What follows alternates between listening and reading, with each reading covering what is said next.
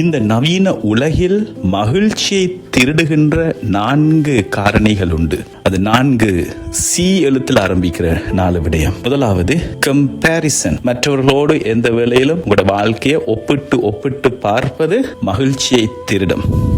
இரண்டாவது C competition. நாங்கள் வாழுகிற இந்த உலகத்துல ஏனென்று தெரியாத ஒரு எலி ஓட்டம், எலி வாளை பிடித்துக் கொண்டு இன்னொரு எலி ஓடுவதை போல ஒருவருக்கு பின்னாடி ஒருவராக ஒரு போட்டி உலகிலே நாங்கள் வாழ்ந்து கொண்டிருக்கிறோம். மற்றவரை விட நான் எப்படி முன்னுக்கு வர முடியும் என்று சொல்லி அந்த காம்படிஷன் எங்கள் மகிழ்ச்சியை திருடுகின்ற இரண்டாவது முக்கியமான காரணி. C எழுத்தில் ஆரம்பிக்கிற மூன்றாவது காரணி கிரிட்டிக்கல் ஸ்பிரிட்.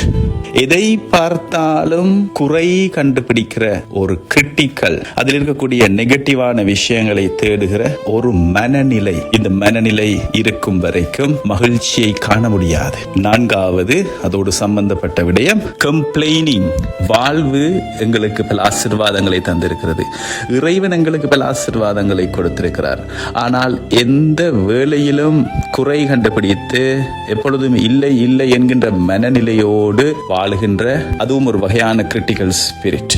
இந்த 4 விடயங்களையும் பற்றி நாங்கள் சற்று ஆழமாக சிந்திக்க வேண்டும். மகிழ்ச்சியோடு வாழ வேண்டும் என்று சொன்னால் இந்த 4 விடயங்களையும் அகற்ற வேண்டும். சவுல் மன்னன் தன்னுடைய அரசை இழப்பதற்கு இவையும் காரணிகளாக அமைந்தன. தீயவன் எங்கள் மகிழ்ச்சியை திருடுவதற்கு எங்கள் முன்னே விரித்து வைத்திருக்கின்ற முக்கியமான 4 கண்ணி வெடிகள், 4 சுருக்குகள் இவை என்பதை அவதானித்து ஆண்டவருடைய ஆவியால் நிரப்ப நிரப்ப நிரப்ப மகிழ்ச்சி என்னும் தைலத்தால் நீங்கள் அபிஷேகிக்கப்படுவீர்கள். நன்றி உணர்விலே நிரம்புவீர்கள். உங்கள் வாழ்வில் இருக்கின்ற ஆசீர்வாதங்களை நீங்கள் எண்ணத் தொடங்குவீர்கள். உங்கள் வாழ்வை கொண்டாடத் தொடங்குவீர்கள். மகிழ்ச்சியுள்ள மனிதர்களாக நீங்கள் மாறுவீர்கள்.